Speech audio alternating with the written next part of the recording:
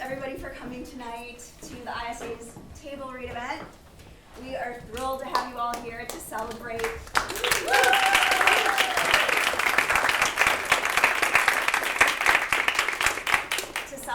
Nelson Downend. Hey. Those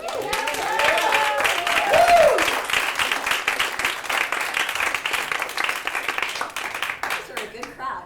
And his award-winning screenplay, Rock Bottom. Yeah.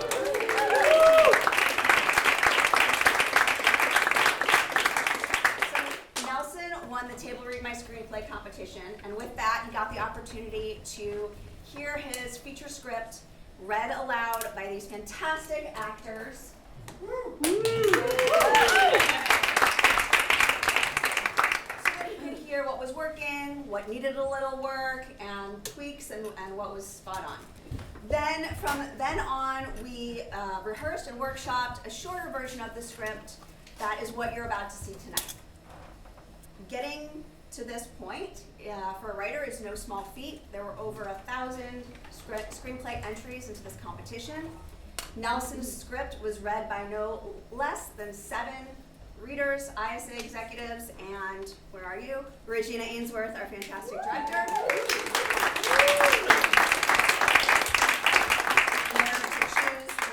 What we showcased for you here tonight. I think you'll agree with me after you see it that it wholeheartedly deserved to win. It's a fantastic script. Nelson, it's been such a pleasure working with you and getting to know you. You are so super talented. The ability that you have to write about these serious, important issues like pain and loss and addiction and self-harm and family dysfunction and make us laugh our asses off is really a true gift. I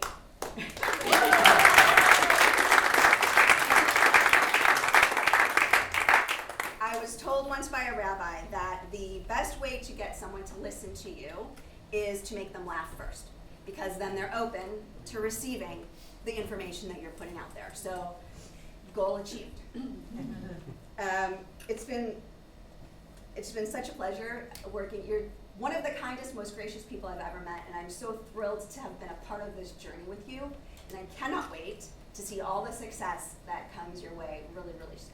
So thank you for submitting this screenplay and letting us play with it.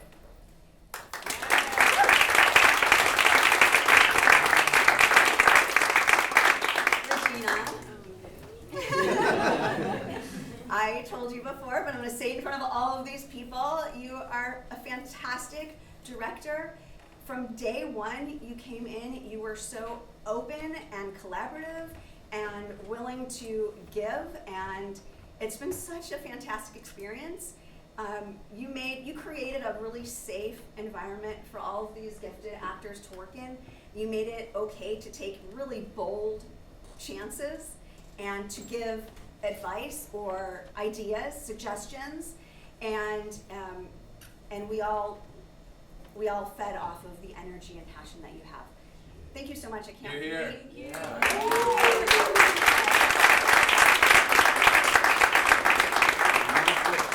thing I will say is Table Read My Screenplay, the table read part of that went away on Monday, and in no way or form is this going to be a table read tonight.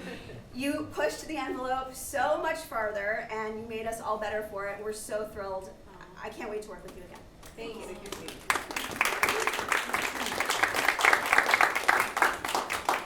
Cast. Sorry, you're going to have to deal with my backside for a minute.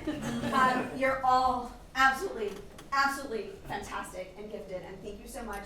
You put in so much time and energy and passion, and you brought these characters right up off the page. You wrote fantastically multifaceted characters, and you brought them to life. You made me, and I know some other people, laugh and cry and all of it. So thank you. ISA team, some of you are here tonight, many of them are not. I'm very fortunate to work with an incredibly gifted group of people who are passionate and dedicated to helping writers achieve their dreams on a daily basis. Special shouts out to Danielle Green.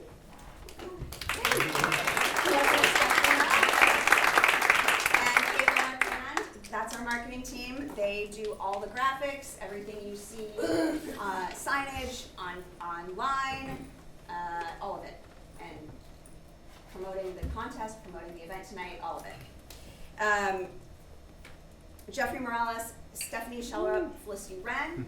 This was part of the team that brought this screenplay up to the top and helped along with Regina and I to select it as the grand prize.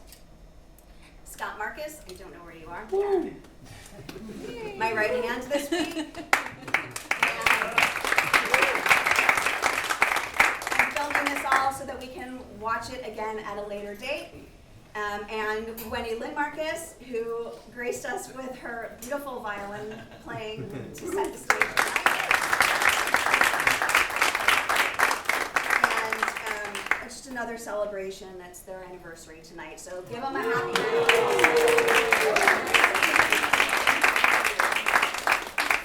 And of course, Craig James, our founder. We would not be here tonight without you. It is not an easy job leading the company, and you do a fantastic job, and I appreciate you very much. And a special thanks to Bree Brincat for the poster that you saw outside design, and our sponsors, Screenwrite Now, Film Inquiry, Scriptation, Creators Vault, and Script Studio. These companies have been with us for many years, gifting not just our grand prize winner, but also our top 10 writers with fantastic resources to support screenwriters. I would love, could you say a few words, Nelson? Woo.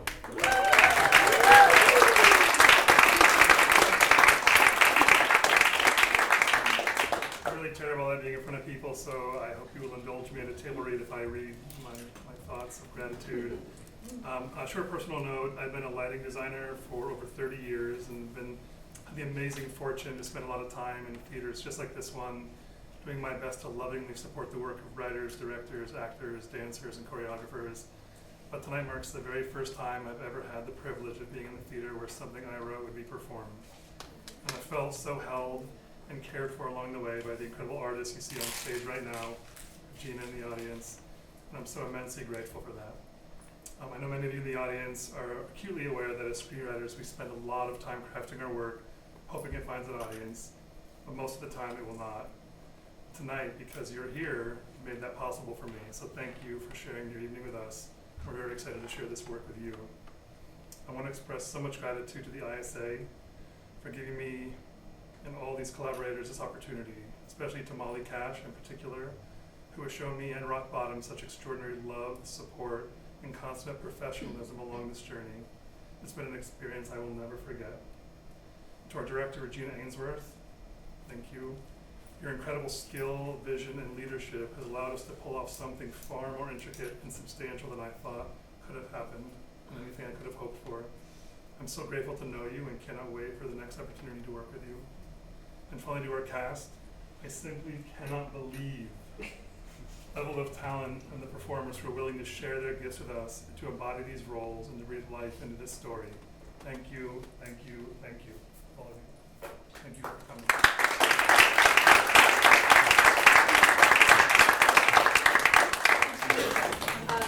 I'm just going to say a few words because you've been so patient.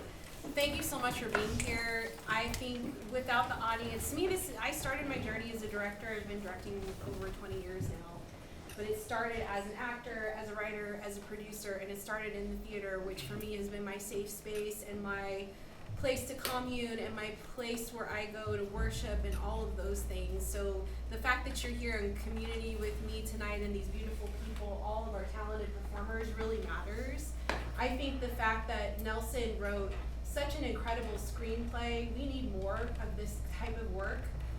That has the nuanced characters, that has a lot of heart, that has so much to offer in terms of the individual stories that he's telling so specifically, but yet it speaks to the masses because we take the time to offer our authenticity as to who we are as human beings, and we have the opportunity to remain open and vulnerable even when it's scary. I think that that's what we're called to do as human beings, and I think that's what the theater is. I think that was the origin of the theater anyway.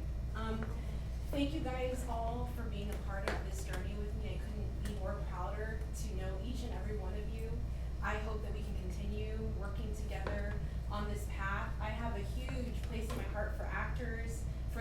willingness to put themselves out there in front of everybody and to just do it, even though they're holding scripts. They've only had a few rehearsals, you guys. On Monday, they read the script for the first time, and it was the full screenplay. They literally sat at a long table. Some of them had never met each other before, and by the end of this, they are family. We've only literally had a couple of rehearsals, so I couldn't be more prouder of the work of you just saying yes and collectively putting it together with each other and with me. Thank you for trusting me. Thank you for giving everything that you have of yourself and leaving it here on the stage. And I just want to encourage you guys all to have fun, because that's all that this is. That's all that this is, and we need it, don't we?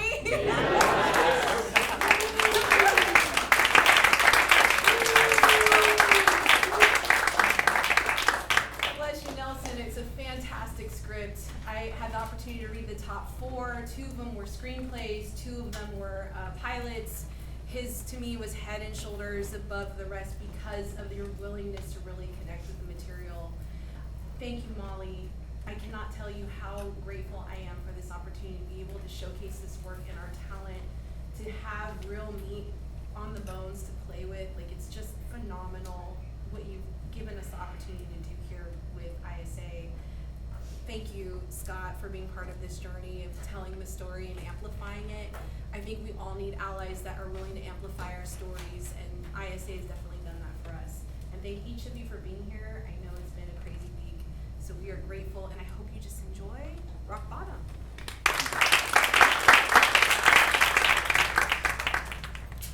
Fade in. The face of a man is reflected in a cloudy mirror, withered by years of hard use. The man's expression suggests he's struggling to make sense of the face staring back at him. But this is not the kind of self-reflection found in therapy or in the warped mirror of a funhouse. This mirror is at the bar of interior O'Reilly's Pub Night, where Brendan McKnight, 55, is on his 3rd glass of liquid courage. Brendan has kind features, thinning hair, mild rosacea, and just a little more than a little overweight. Seated next to Brendan at the bar is a haphazardly wrapped gift, something he clearly did himself. Patty O'Reilly, 55, part Henri bartender, part successful bar owner, both with thick Irish accent, approaches with a critical glare that Brendan is all too familiar with. Another round, if you please. I thought you were trying to make a good impression. Gesturing to the gift. Are you not impressed? I'm not your daughter, you manky cunt. Just pour the drink, I'm nervous. Patty shakes his head, but pours. Brendan sniffs his pits just to make sure that Patty was kidding about the manky part.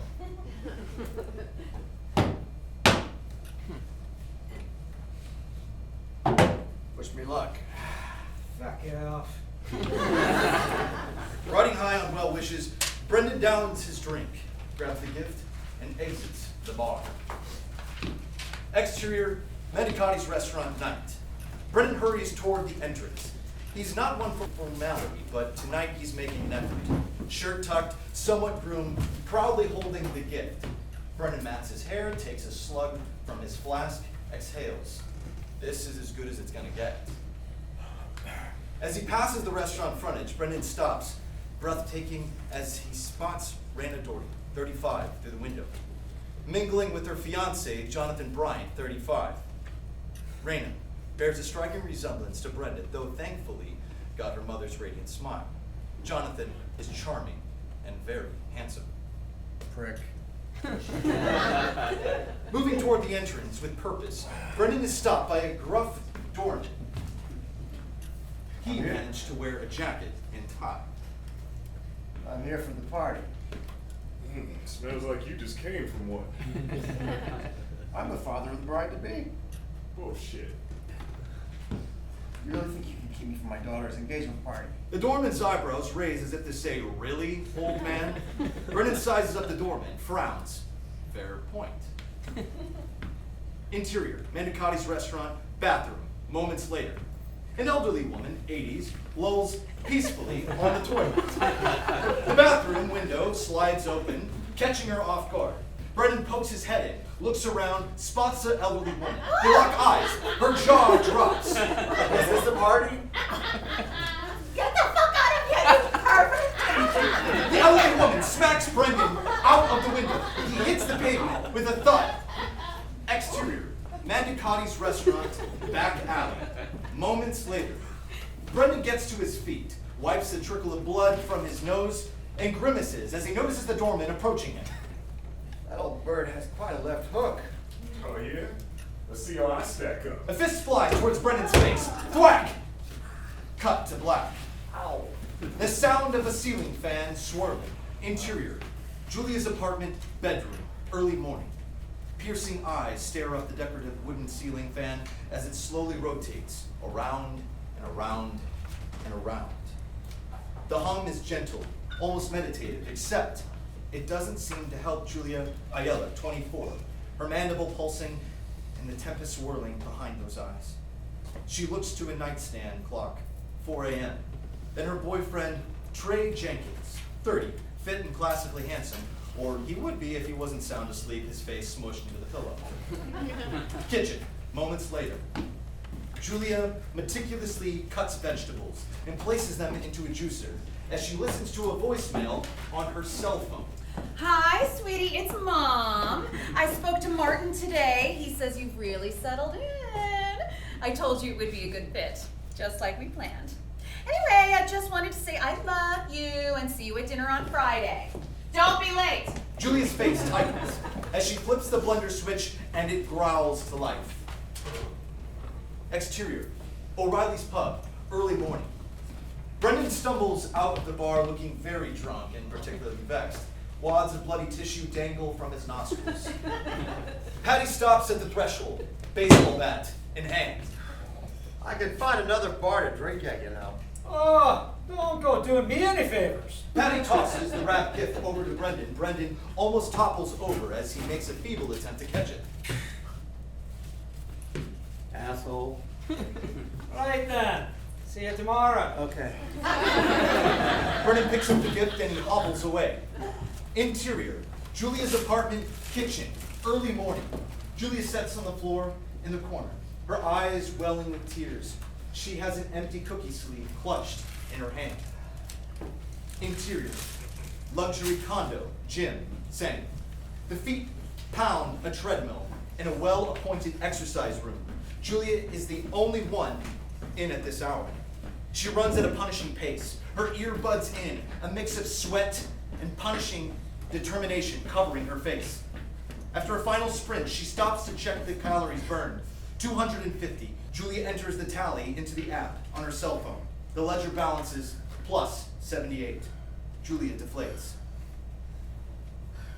Exterior, luxury condo, early morning. Brendan masterfully balances through some invisible slalom toward his building. Lobby, the moments later. Stumbling toward the elevator, Brendan suddenly looks like he might be sick. Oh no. He punches the up button on the elevator. Come on, come on. It feels like an eternity as he watches the lights descend. 10, 9, 8, 7. Brendan's cheeks puff, not going to make it. He cuts his losses and races through the side door labeled Gym. Gym bathroom moments later. Julia forces her finger down her throat until she gags and vomits into the toilet. A fairly calm ordeal for a pro. Suddenly, the bathroom door bursts open and Brendan comes barreling in. He drives for the toilet and...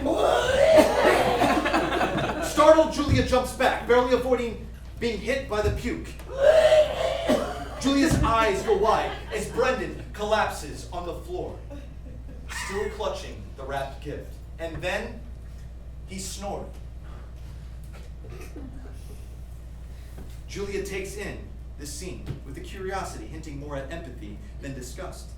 As she approaches Brendan, he rouses. Is it last call? Oh. I'm not sure. Oh. Oh. The title card, rock bottom. The beep, beep, beep of the alarm clock, pre-lap, interior, luxury condo, Brendan's apartment, day.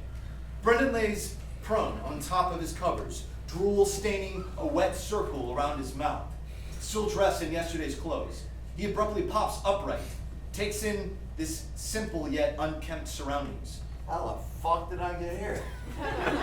Brennan's apartment later. Now dressed in tattered jeans, t-shirt, and boots, Brennan sips his coffee. He grimaces, pulls a bottle of Irish whiskey from the cabinet, adds a splash, sips. That's better. Brennan's apartment, hallway, moments later. Brennan is about to step out when he notices the wrapped gift sitting on the floor. It looks way nicer than he remembers. He picks it up, smells it, shrugs. All good. Laundry room, day. Andrew Park, 30, slight, decked out in building porter uniform, enjoys his work as he mops the floor. It could also be the joint that he's smoking, but regardless, he seems happy. Andrew! You got a minute? Startled, Andrew coughs up the smoke like a steam engine. I thought you were someone else. Join the club. Andrew giggles like he understands. Hey, I've kind of made a mess in the gym bathroom again. Is it number 1 or number 2? What's the number for? Brennan pantomimes vomiting. 3, I guess? Brennan shrugs, that works. No, you gotta be more careful. Derek's looking for any excuse to evict you right now. Evict me? Mm-hmm. For what? Oh, remember that time Derek caught you peeing all over the building planters, trying to hit him like it was a carnival game? No. Or how about the time that you passed out in the elevator and you wet your pants when Mrs. Jenkins was going up to 5? Who's Mrs. Jenkins? Oh, how about the night that you took a piss in the amenities room oven? Oh man, when Derek turned it on in the bread making class, it smelled like soap. Okay, I got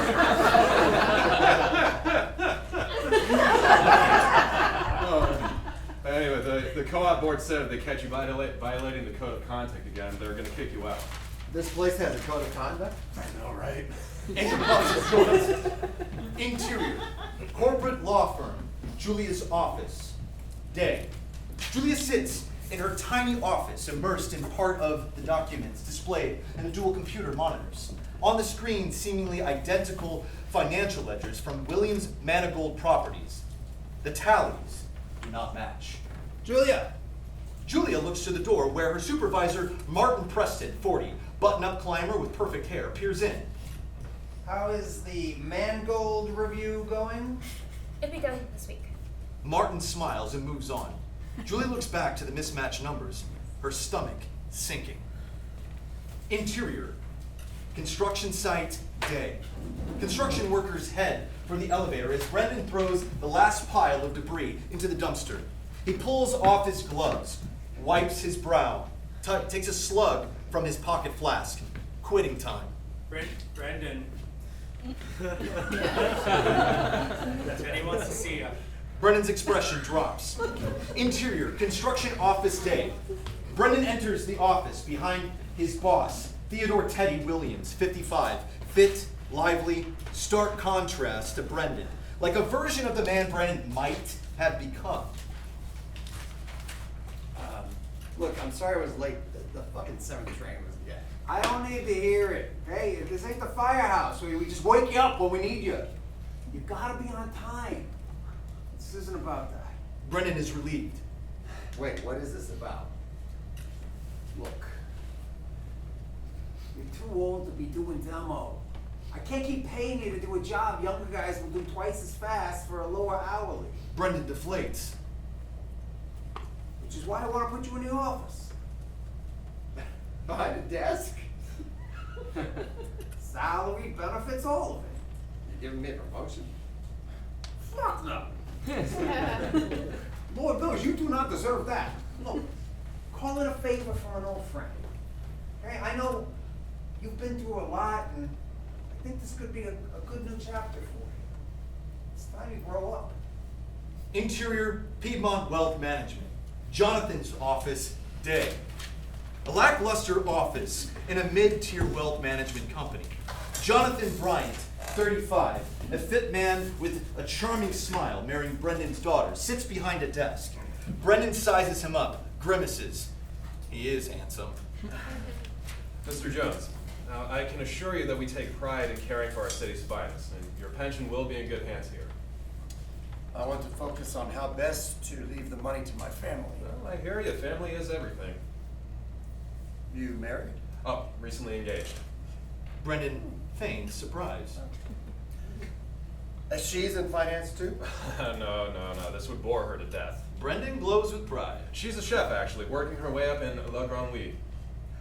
I know that place. Isn't it? Yeah, just off St. Patrick's Cathedral. Yeah, Yeah. that's right. Well, I hope you're organizing your own finances. Weddings aren't cheap. Yeah, neither are kids. Wow, you have kids? Jonathan leans back in his seat, a bit burdened. No. Well, we jumped the gun a bit. I mean, we're thrilled, but yeah, it's a bit overwhelming. Happens fast, doesn't it? Yeah, but on the bright side, her father's not in the picture, so no shotgun at the wedding. Brendan grins. Don't be so assured. Interior luxury condo, gym, night. Julia races on the treadmill, clearly something on her mind. Her phone beeps.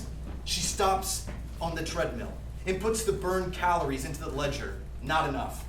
Fuck. She storms into the bathroom and slams the door shut. Just as the gym door glides open, Derek Benson, 40, uptight and wearing the douchiest of tracksuits. He strides in, mounts an exercise bike, and begins pedaling. The sound of muted vomiting comes from the bathroom. Derek's face scrunches. He stops pedaling, listens. More muted vomiting. He marches toward the bathroom. Brendan, you are so screwed. Derek pulls out his cell phone and starts recording a video. He shoves the bathroom door open. Recording toilet videos, dick wreck. Derek spins, confused by the familiar voice. Brendan, but I thought you were... Brendan can see Julia in the bathroom beyond, vomit dropping from her mouth. She looks like a deer in the headlights as she kicks the door closed. I'm so sorry, it's just a misunderstanding. I'll say. Derek glares at Brendan. And my name is Derek. What did I call you? Dick wreck. What are you doing harassing a young girl in the toilet? I was looking for you. Well, this just got weirder. Everything is such a joke to you, isn't it? Has it ever occurred to you that everyone in this building actually works hard to be here? You just wouldn't leave, so the developers built around you, and it's like you won the freaking lottery, and still, you treat this place like shit. Apathy has its privileges. You know, my father was a drunk too. And the one thing I know about drunks is it's only a matter of time before they fuck everything up. Derek leaves, his words lingering in the air. But the sound of Julia hyperventilating interrupts.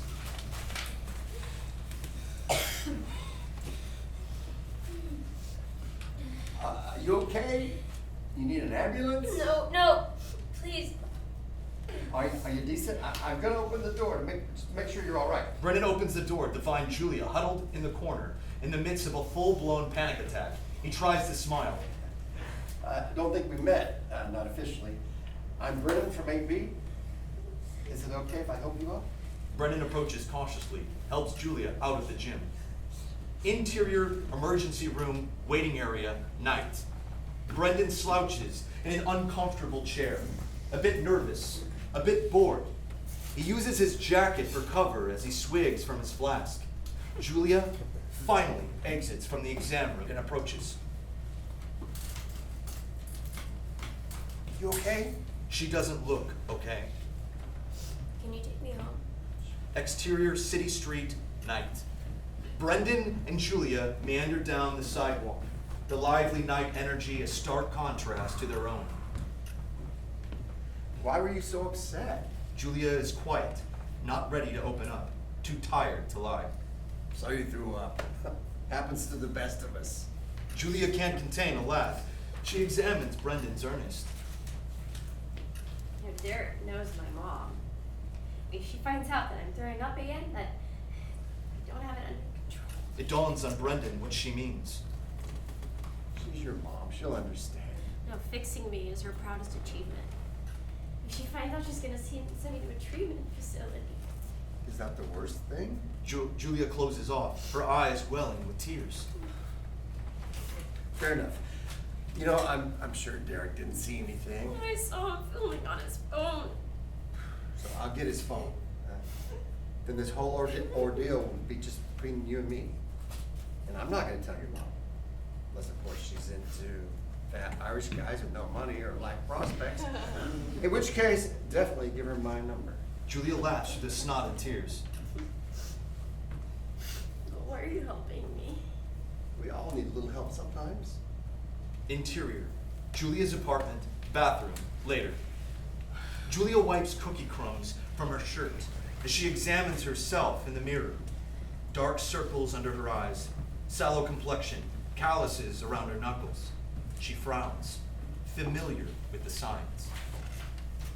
She opens the medicine cabinet and grabs some moisturizer, but her gaze lingers on Trey's safety razor. She takes it out, carefully unscrews the cover, pulls the blade off, stares nostalgically at the impossibly thin edge, then to a series of old scars on her bicep. Jules, you home? Julia tenses, puts the razor away. Be right there. She frantically looks for a place to hide the cookie wrapper. Kitchen, moments later. Trey unpacks, takes the takeout that he brought home. On the counter as Julia sneaks toward the exit, concealing the cookie wrapper in her pants. The bulge is a little awkward. I had a shit day. I got Cobb salads from Philippe's. Thought we could eat bad, maybe eat on the couch, maybe watch something. Yeah, I need some air. Start without me. Trey's face is awash with concern as Julia disappears in the kitchen. Interior, corporate law firm. Julia's office, day. Julia looks hyper-focused as she bounds between documents sprawled across her desk, cross-checking numbers, highlighting discrepancies as she catches them. Later, Martin follows Julia into her office. He looks dumbfounded when he sees a mass of ledgers pinned across the walls, yellow highlighter marks dotting the room. Wow. This is, wow. I mean, if it was just one, maybe it's an error. But this, it looks like they're overvaluing assets. Julia can't tell if Martin is impressed or pissed. I just thought you should know. I mean, if I could find it. Well, you did the right thing. This is strong work. Take it to the partners.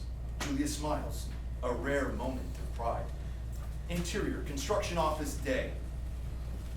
Brendan pulls a shop drawing from his stack on his desk. He stamps it. His hand has a noticeable tremor. He wipes the massing beads of sweat from his brow. Teddy passes, takes in Brendan's casual attire. You got slacks? A tie? Somewhere. Well, try wearing them. You're not on the construction site anymore. Teddy moves on. Brendan stares at his clock, following the second hand as it ticks. 57, 58, 59. Thank God. Brendan grabs his jacket and hurries for the door. Interior, the nearest Irish pub, day. Brendan shoots a whiskey at the bar, then takes several gulps from a pint of stout. His eyes close, his body calming. He takes his jacket off, and he settles in. Interior, Rebecca's home, dining room night. Julia and Trey are seated at a formally set dining room table in a classically designed interior. The remains of a gourmet meal fill the center. Rebecca Ayala, 55, very refined, with a confident facade, pours wine. I just couldn't believe you disqualified the deposition. Oh, Judge Frey is a pompous ass. Yeah, our case is solid though, so we'll do what we have to. Let me know when we can poach you from Merritt's office. Trey blushes. Julia buries her irritation in her wine glass. Sweetie, how's the Mangold Properties doc review going? Actually, I think they're overvaluing assets to mislead investors. Trey chokes on his wine. Sorry. Wrong bite. You realize you don't work for the SEC, right? Well, now Mangold has an opportunity to do the right thing. And what did Martin have to say about it? That I did a great job. Well, there you go. This asparagus is amazing. What's that supposed to mean? What do you honestly think the client will do with the information you gave them? I expect them to revise the filing. Expect? More wine, anyone? You work at the behest of the client. You aren't there to work against them. Oh, so I should just pretend that we're just not breaking the law? No, but you should grow up and do your... Julia's wine glass shatters in her hand. Oh my God, sweetheart. Blood drips under the white tablecloth. Trey looks on, aghast. Julia hurries out of the room. Bathroom, moments later. Julia rinses her bleeding hand in the sink, her gaze lingering on the open wound. She tenses instantly as Rebecca enters. Let me see. Good, it's not that bad. Rebecca takes Julia's hand and examines it, frowns, then proceeds to apply a bandage. Honey, have you been taking your pills? Yes, Mom. Well, what about your breathing exercises? Yes. I'll set up an appointment with Dr. Savard. Maybe she can... Julia yanks her hand away, finishes the bandage herself. Rebecca straightens Julia's hair. Julia seems soothed by it. What are we gonna do with you? Interior. Brendan's apartment. Bedroom. Night. Rifling from inside the closet. Brendan exits wearing a button-down shirt, but can't button it around his belly. He huffs and heads back into the closet. Moments later, fingers struggle to force a button through a hole on a pair of slacks. Not even close. Come on, you fat fuck. Moments later, Brendan exits the closet in a tight suit, sucks in his gut, buttons his jacket around it, timidly exhales. Please hold. Please hold. He looks in the mirror, removes a dead corsage from the lapel.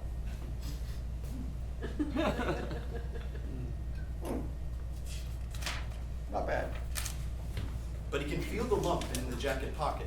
He fishes around and pulls out a funeral memorial card for a fallen firefighter and a worn fabric doll. Brennan's expression softens. Interior, luxury condo corridor, day. Decked out in his suit and holding a drooping bouquet of flowers, Brennan knocks on the apartment door. Derek answers, immediately displeased to see Brennan. What do you want? I'm here to extend an olive branch. Brennan holds out the flowers. Derek examines them. Are those from the building's planters? That's not important. I felt bad about our conversation in the gym. A growl emanates from inside Derek's apartment. Brennan peers in to see Derek's dog glaring back. Derek smiles at the dog. Jack Russells are known for their intelligence. While Derek is looking away, Brennan wedges a ball of wet paper into the latch bolt hole. Come on, I'm asking for a truce. There will be no truce. We both know you will soon be hoisted by your own petard. My what? Petard. What the fuck is a petard? It's an expression. It most certainly is not. It's Shakespeare. The fuck's he got to do with this? You're impossible. Well, you're a petard. Derek slams the door in Brendan's face. Brendan grins wide. Interior, corporate law firm, bullpen day. Julia sits at her desk, archiving her highlighted documents. Mark enters with a new stack of folders. These are the Freeman Equity Management filings you need to work your magic again. My magic? Yeah, find the holes like last time. Bathroom stall, moments later. Julia rushes into a stall. She slams the door. Her breathing is erratic. She looks like she might be sick.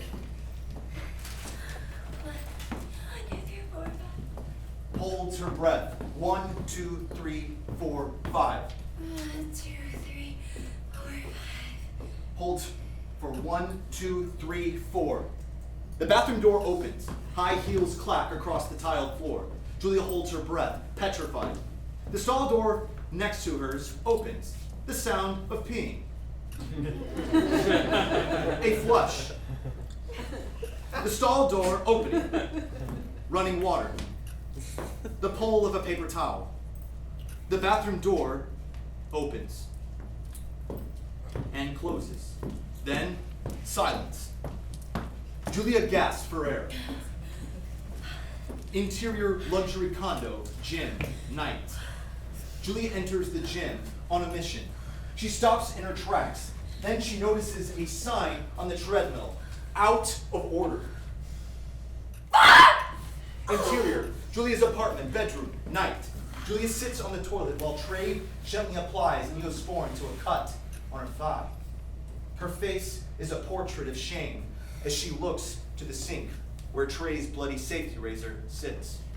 Trey is loving, nurturing, terrified. Interior, fancy cocktail bar, night.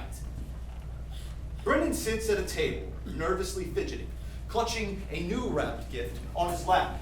He tenses as Jonathan enters, alone. Ah, Brendan. Thought your fiance was joining. Oh, should be here any minute. Brendan smiles, not quite relieved. What are you having? Whatever you're having. Irish whiskey? Thank God. Man, I hate cocktails. Brendan smiles, impressed, signals for 2 more whiskeys. It's really nice of you inviting us out like this. You don't see that kind of a classy move anymore. I'm nothing if not classy. Brendan laughs to himself, sips his whiskey.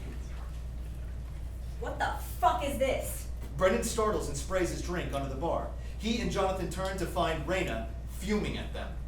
Well, Brandon, this is a prospective investor. Investor? Yeah. That's what he told you he was, an So investor? he wants to invest his pension in the fund. Well, the FDNY doesn't give pensions to drunks who run fire engines through the walls of firehouses. Jonathan stares at Brendan in disbelief. It was a race back to the house. I won. Raina turns to leave. Raina, wait! Brendan holds up the wrapped gift. For the baby. You told me? It slipped out. Brendan holds the gift out to Raina, but she won't take it. So he opens it himself. It's the doll from his jacket pocket. Raina stares at it, nostalgically for a moment, but her expression morphs into something sadder. You thought that I would like that? You loved it as a kid. That's before I realized you use it to buy me off after missing my birthday because you were in the drunk tank. A familiar shame crosses Brendan's face. I'm not the same guy I was then. I don't care. You can't keep dodging me. I'm your father. You left us all alone. Your mother kicked me out. Because you were drunk. Even when you were around, you weren't really there. I'm not saying I was perfect. Perfect. That's what you think we're talking about? I was 16 when Mom died. And I had to take care of her by myself. And you want to know what the really fucked up part is? She was in a lot of pain towards the end. She screamed until she was delirious. And you knew who she cried out for? You. Raina allows this to sink in. I think somewhere deep down she still thought you would show up. I didn't know. How could I have known? I wasn't even there. The realization hits Brendan like a ton of bricks.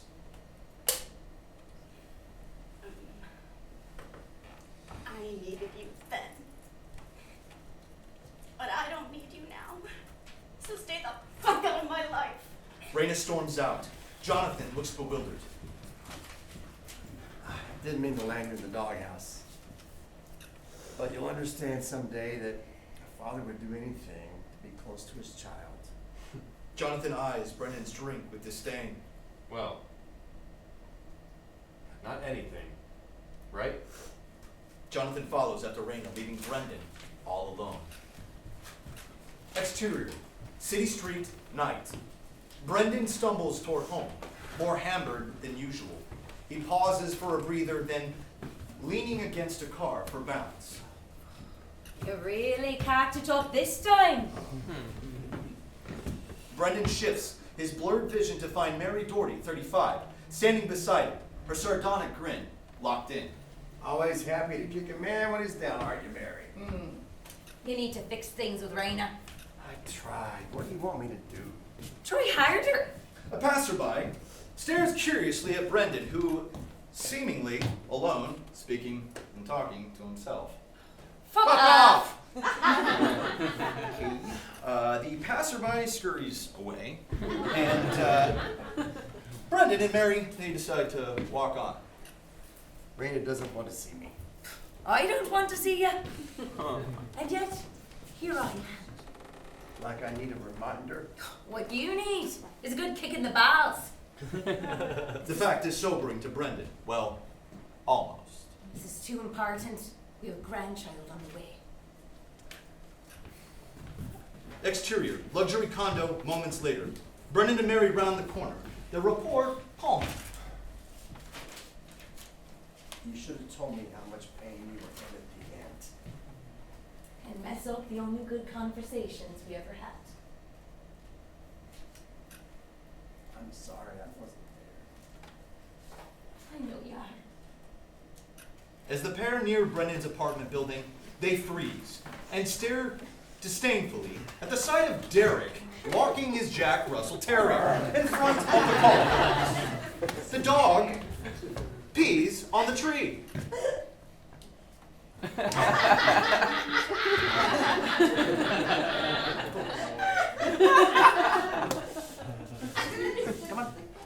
Then heads inside with Derek. You're a stubborn prick. We both know that. But being stubborn can be an asset. It's time to send Derek a message. A mischievous grin crosses Brendan's face. Mary's right. And that message is... Brendan unzips his pants and pisses all over the terrier's mark. This is my neighborhood. Interior, Derek's apartment, night. A door handle turns. The door cracks open. Brendan peeks, his head in. He looks around. All is quiet. He closes the door in. A whisper. So far, so good. Brendan spies Derek's cell phone charging on a petite dining table across the room. He tiptoes toward it. A whirring sound startles him. He freezes. Another whir. From behind an open bedroom door, Brendan approaches cautiously. He peers in, immediately unnerved. Inside, Derek sleeps with a CPAP mask stuck to his face like a C-squid. Brendan quietly pulls the door closed. He moves back toward the cell phone with glee. Too easy. Then a growl underfoot. Brendan stops. He looks down to find a Jack Russell glaring up at him, its teeth bared. Brendan's eyes widen. He feigns a smile. Good boy. He spots a ball on the floor. He kicks it across the room. Fetch! The door doesn't budge. Brendan thinks, pulls out his flask, then takes a drink. The dog perks up. Brendan holds the flask out. The dog sniffs, curious. Brendan pours some whiskey in the dog bowl. The dog laps it up. Brendan is impressed. Then he remembers. Cell phone. He moves toward it. Another growl underfoot. The dog is glaring up at him. Brendan turns to look at the water bowl. It's empty. What's up with the rest of us, you pig? The terrier side-eyes him. Lunges at the flask. Brendan retreats. The dog chases him around the room. Brendan shins the tail hard. A raspy snore from the bedroom. Brendan freezes, holds his breath, notices that the terrier seems to be grinning. The dog barks. Brendan goes on the offensive, chasing the dog around the room, spritzing whiskey at him like a priest with holy water. They ram the credenza, knocking over the framed picture. Crash! Brendan glares at the picture. Shh. Oh my God, go to sleep, Barney! Brendan locks eyes with the dog, both teetering drunkenly. Barney? Barney cocks his head, offended. I didn't fucking pick it. Brendan sets his flask down and picks up the picture frame. He arranges it on the credenza, crooked. Close enough. He turns to find Barney lapping up a puddle of whiskey next to the overturned flask. You little shit. Brendan grabs the flask, haphazardly dries the whiskey puddle with his sleeve. Then stands and finally grabs the cell phone. He heads for the door. But hears footsteps approaching, blocking his exit. Brendan hurries to the balcony door and barely manages to sneak outside as Derek enters wearing striped linen pajamas, of course. Balcony same. Brendan sucks in his gut and haplessly hides behind a potted plant, which might have worked if the plant was also, fat. He watches as Derek drinks the glass of water, then heads back to his bedroom. Brendan exhales. That was close. He tries the balcony door, but it's fucking locked! He looks around for the next strategy, but he senses he's being watched. He turns to find Barney sitting on a nearby lounge chair. Ball toy and mouth. Barney rolls the ball toward Brendan. Seriously. Barney digs in. Brendan throws the ball. Barney chases, stumbles, falls down drunk. Fucking Barney. Brendan notices a drain pipe bolted to the wall. It leads up to the roof. He buries the cell phone in his back pocket. He climbs a few steps, looks back. This is a stupid idea.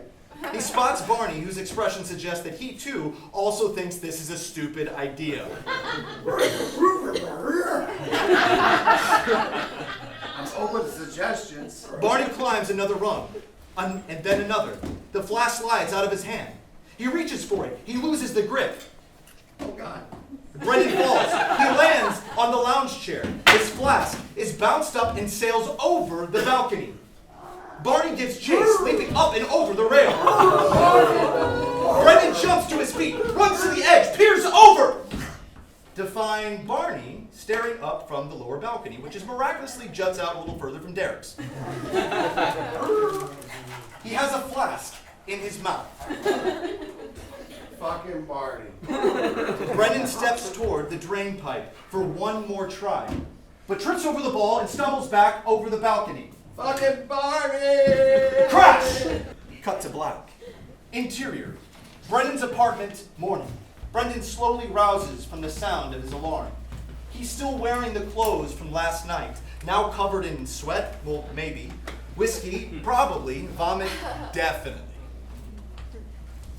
He turns off the alarm, but notices the time, 7:15 a.m. Fuck. Clearly still drunk, Brendan barrels out of the apartment. Interior construction office, day. Brendan stumbles into the office in a hurry, tucks his shirt, mats his hair, but he's still a fucking mess. He spies the wall clock, 7:59 a.m., looks oddly relieved. Teddy spots Brendan, knows right away that he's drunk. Hey, what the fuck are you thinking? I'm not late.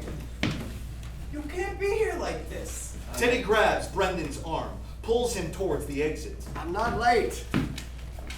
A tug of war ensues. Brendan yanks his arm away hard, loses his footing, and crashes through the glass partition. The entire office startles and looks in shock to find Brendan on the floor, covered in broken glass and blood. Interior. Luxury condo, hallway, night. Bruised and bandaged, Brendan hobbles out of the elevator. He finds Julia sitting against the wall, forlorn. Julia notices Brendan's bandages. What happened? Lost a fight with a window. Lost my job, too. I tried to quit mine. My mom wasn't having it. Brendan joins Julia on the floor. A parent's unconditional love is real. But it doesn't stop us from making a mess of things. Hell, I ruined my daughter's life. Julia examines Brendan, sees his pain, shakes her head. You don't have that kind of power. We can only ruin our own lives. Brendan takes in this insight, wiser words and all that. He is about to reply when Brendan McKnight? Brendan looks toward the voice to find two cops approaching with fucking Derek. Brendan stands to greet them. The cops finally caught you peeping, eh, Derek? The cops examine Brendan's bandages. Suspicious. Where's Barney? Who the fuck is Barney? Mr. McKnight, there's been a burglary in the building. Mr. Benson believes you may have had something to do with it. He does he? Julia stands, nervous. Did you steal Mr. Benson's cell phone? And my dog. Why would I want his cell phone? What about his dog? Can we get on the same page Would here? you mind if we take a look in your apartment? I got nothing to hide. Do you have a warrant to search my client's apartment? Brendan and Derek's jaws drop in unison. Your client? No, ma'am. We're simply asking for your client's cooperation. Well, while my client most certainly has nothing to hide, he also has no time for the persistent harassment he has endured by Mr. Benson. Oh, you think I harass him? If you want to file a complaint about harassment, that's your business. In the meantime, we're investigating a stolen cell phone. Don't forget about the dog. The cops side-eye. Items my client has assured you he knows nothing about. So unless you have a warrant. The cops frown. They do not. Julia pushes Brendan into his apartment and follows. You have not heard the last. Julia slams the door in Derek's face. Interior, Brendan's apartment, continuous. Brendan plops on the couch, laughing hysterically. Fucking brilliant. You see his face? Julia spots Derek's cell phone on the kitchen counter, moves to it, afraid to touch it. You broke into his apartment? Huh? Guess I did. Julia turns to Brendan, who is drinking straight from a bottle of whiskey. She grabs the bottle from him. Hey! Why did you take his dog? Why the hell would I steal a dog? A muted bark interrupts from inside the bathroom. Okay, so last night's a bit of a blur. Bathroom, moments later. Julia and Brendan peer in cautiously. They find Barney seated on a toilet, staring back at them. Oh my god. I can explain. Wide-eyed, Julia awaits his answer. Actually, I have no idea how that dropped. Barney stares at Brendan, kind of hurt. Brendan's apartment, moments later. Julia grabs Derek's cell phone, heads for the door. What are you gonna do with it?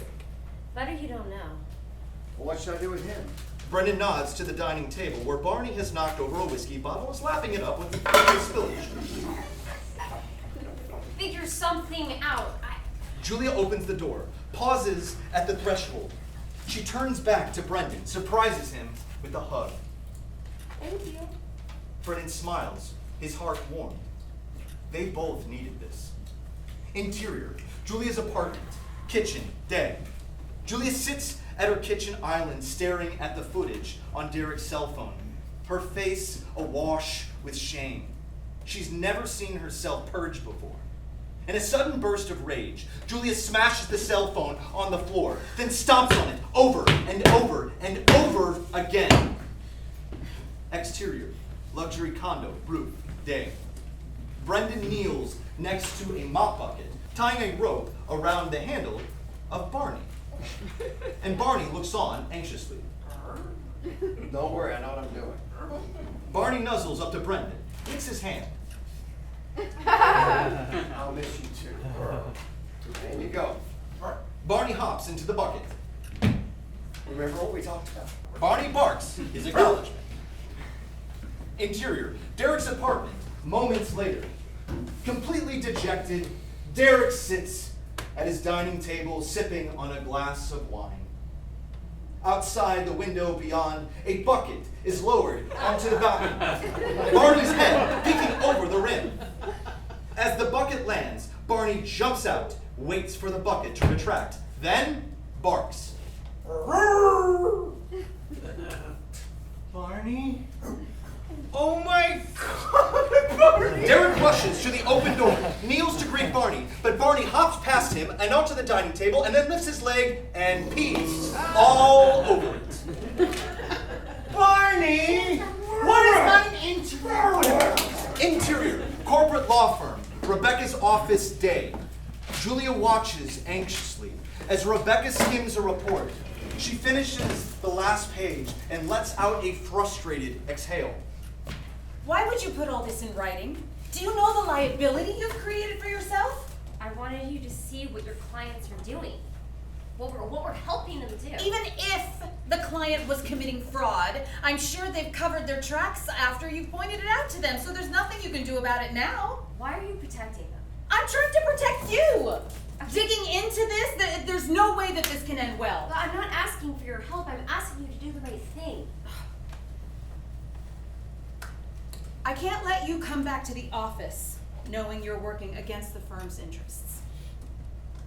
Wait, you're firing me? Rebecca doesn't reply, but her eyes confirm. Julia storms out. Exterior, bodega, night. Julia clumps out of the late night deli, already digging into a sleeve of chocolate chip cookies. Her phone signals a call. She checks the screen, Brendan calling. Hey. Wait, who is this? Interior, Brendan's apartment, bedroom, night. Patty and Julia struggle to carry Brendan to his bed. Patty takes off Brendan's shoes. Oh, thanks. Oh. Julia sets a bucket nearby.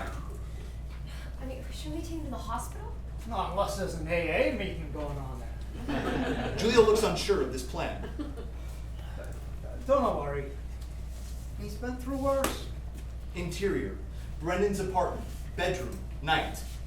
Brendan tosses in bed, shaking, covered in sweat.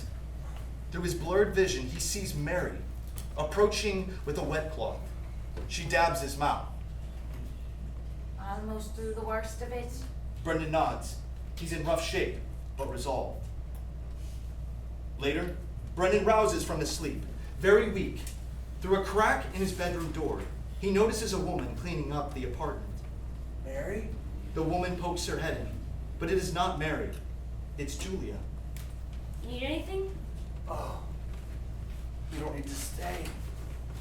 A friend once told me we all need a little help sometimes. They exchange a smile. Brendan lets his eyes close. Interior, therapy suite, day. Julia sits on a plush sofa staring down at the floor, her hands tightly folded on her lap. Seated across from her is a therapist, 50, particularly waiting for Julia to continue. I relapsed months ago. I've been lying about it. I thought I could keep it under control. Why did you feel you had the need to lie? I just couldn't deal with it anymore. The shame of it all. So you hid it from everyone. You were all alone. Julia nods, then has a revelation. Interior, Brendan's apartment. Living room, day. Brendan emerges from his room, freshly showered and dressed. He looks weak, but better. Julia is on the couch reading. She pauses when she sees him. How are you feeling? Better.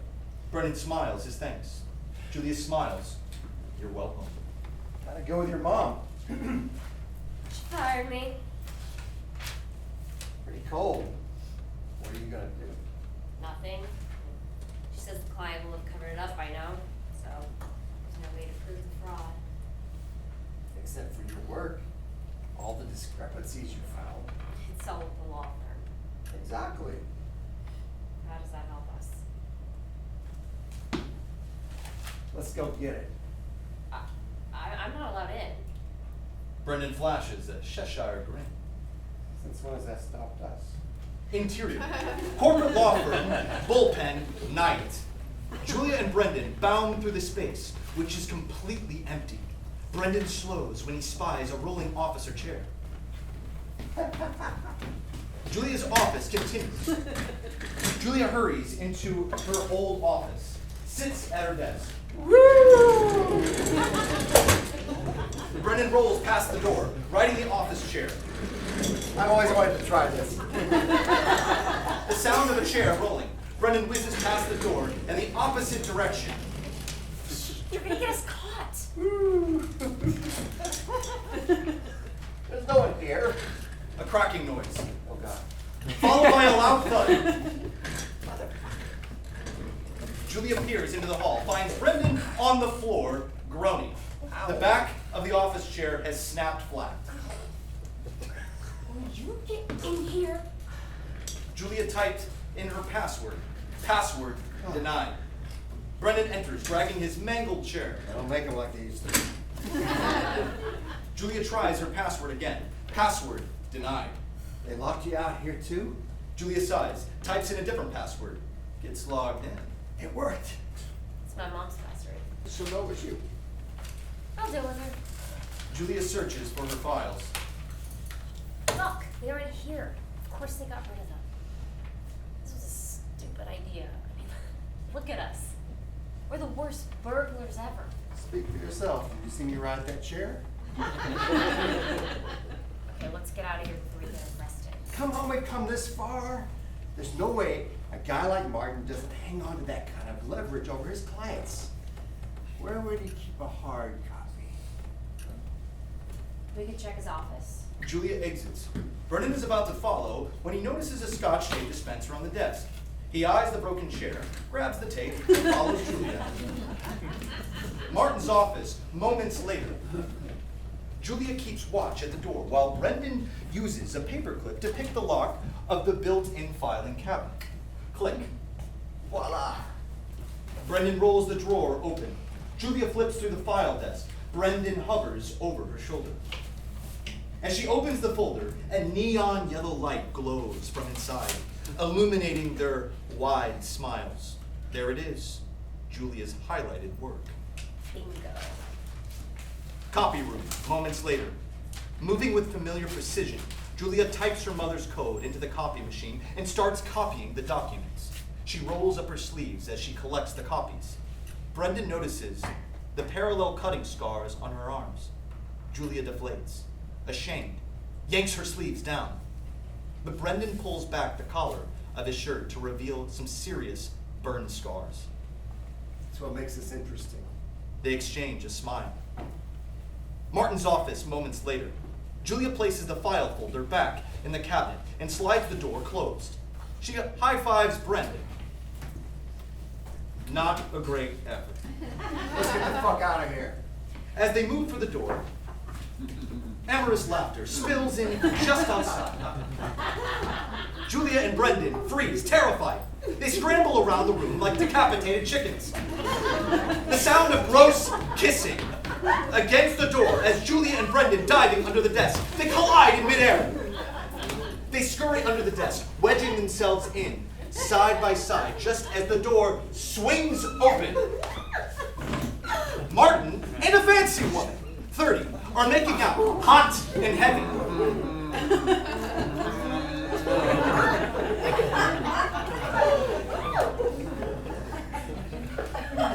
That's disgusting. Brendan covers her mouth. She yanks his hand away. Why did you just like cheese? Brendan smells his own hand as Martin and the fancy woman fumble around the room, landing right on top of the desk. Got any popcorn? Did you hear something?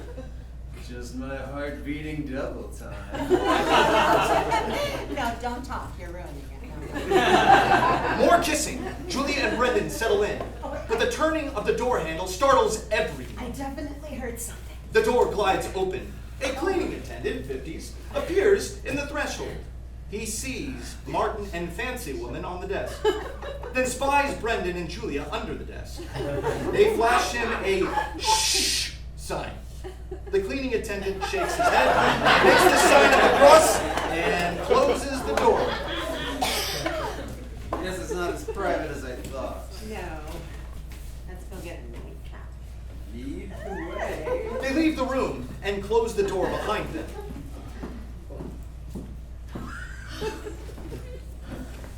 Jesus, that was close. Brendan lets out a surprisingly delicate fart. Exterior, city street, night. Julia and Brendan hurry down the street. For some reason, they are power walking rather than fleeing, while fleeing the scene. I can't believe we just did that. Let's celebrate. You know a place where you won't eat and I shouldn't drink? Utah? I'll take a rain check. There's something I need to take care of. Let me know how it goes with your mom. Brendan hugs Julia, then heads in the opposite direction. Exterior, O'Reilly's pub, night. Brendan walks up to the bar. He gives it a melancholy look, then continues past and into the Catholic church down the street. Basement, moments later. Brendan stares at the simple note taped to the unremarkable door. All friends of Bill W. are welcome. He shakes his head, turns back toward the exit. Mary appears behind him. What's the Harriman trying? Brendan lets out a long exhale. He opens the door. Inside, he spies an array of folding chairs, half full of meeting attendees. Coffee and donuts in the corner. Brendan spots Patty, who is genuinely happy to see him. He gestures for Brendan to take an empty seat. Brendan looks back to Mary, but she is gone. He stows himself, takes a step across the threshold, then closes the door behind him. The rest of this moment is anonymous. Interior, O'Reilly's pub, later. Brendan sits at the bar. Patty serves him a club soda and an AA medallion. Brendan runs his fingers over the protruding text, self, God, sobriety, service, one day. It's likely it won't be your last first day chip. Just don't make it your last meeting. Brendan sighs, but nods. Interior, corporate law firm, Martin's office, day. Martin enters, preoccupied with redlining a document. He sits in his desk chair and leans back in deep contemplation. The sound of stretching scotch tape confuses him. The chair abruptly collapses, sending Martin crashing to the floor. Interior. Rebecca's home. Living room day. Rebecca fumes, fanning herself with Julia's copy files. After all that I've done for you, this is the thanks I get? Well, so far I've only shown it to you. I hope you use it to do the right thing. Oh, God, I'm done with these games. You are going back to the office and you're going to forget about this case. Rebecca holds Julia's coat out to her. Put it on. Rebecca tries Now. to force Julia's jacket onto her. God, Mom, stop. But Rebecca persists, a grown woman trying to dress her grown daughter. I don't believe this, my own daughter. That's right, Mom. Your own daughter. Your daughter. And I'm asking you to listen. I'm just trying to help you. You're not helping me by treating me like I'm broken. Rebecca is stunned, speechless. I get it. Dad wasn't perfect. You're not perfect. And newsflash, I'm not perfect.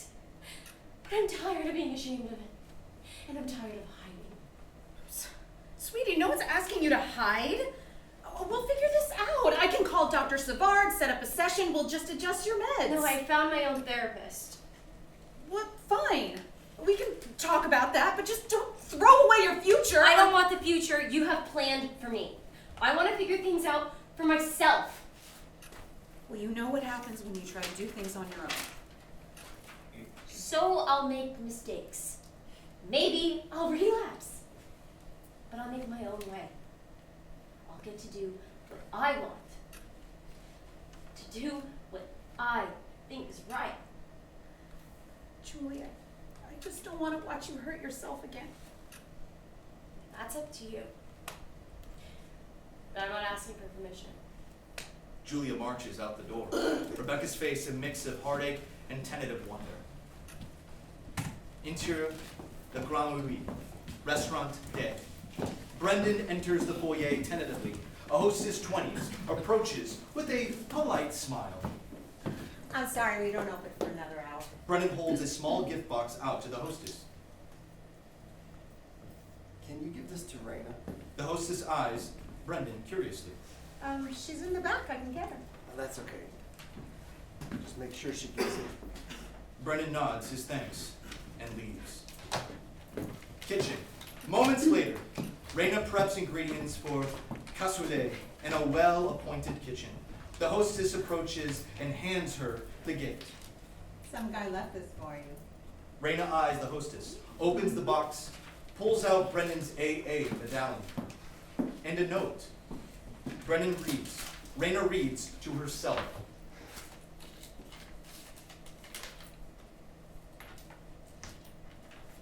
I promise I won't bother you anymore. Not until you tell me I can. Please know. Please know that I want to be a part of your life. More than anything. Anything. I'll try to do better this time. For now. For now, I'm just taking it one day at a time. Raina is taken aback. She stares at the AA medallion. Interior. Luxury condo. Elevator. Night. Brendan steps in, selects his floor. A hand stops the door from closing. It's Julia.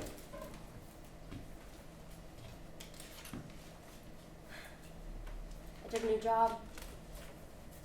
Public defender. Good for you, kid.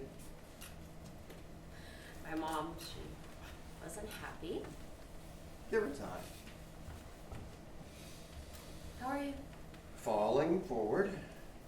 At least it's in the right direction. Julia smiles. The elevator door opens. Brendan steps off. We make a good team, you know. We do. If you're looking for a new job, I could use an investigator. Don't they need licenses? Since when has that ever stopped us? Brendan grins. Call you Mark? Okay then. Tomorrow. Julia lets the elevator door close. Corridor. Moments later. Brendan is keying his apartment when Barney approaches. Wrestles his leg. Barney, come here, you know better. Brendan's expression drops at the sound of that voice. I see you found your dog. Derek scoffs, then heads to the elevator. Barney lingers with Brendan. Brendan gives him a pat and a wink. Barney gets it. Come on. He runs to Derek and pees all over his leg. Barney! Brendan grins wide as he enters his apartment. Fucking Barney. The door closes. Cut to black. The end.